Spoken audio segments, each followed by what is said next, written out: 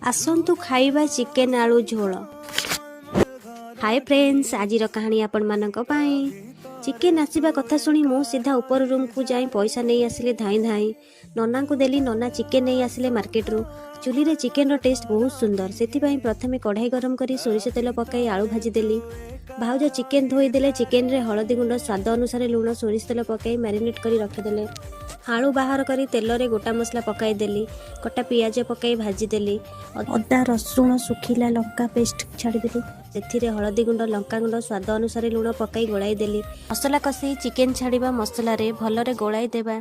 Chicken कषिबा परे जदि chicken कषा न खाइबा ताहेले लाभ कोन कुहंतु सांग माने। बाहर करी दीदी मु नना खाई देलु। भजा होइथिबा आलू चिकेन रे पकाई देली।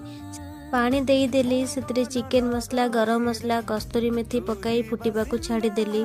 मु तरकारी नहीं आसिली बड़ बापा घर को। से देखी बहुत खुशी। आमे समस्ते आसीगलु खाइबा पाई। आजिर ब्लॉग एतिकी। Thanks for watching.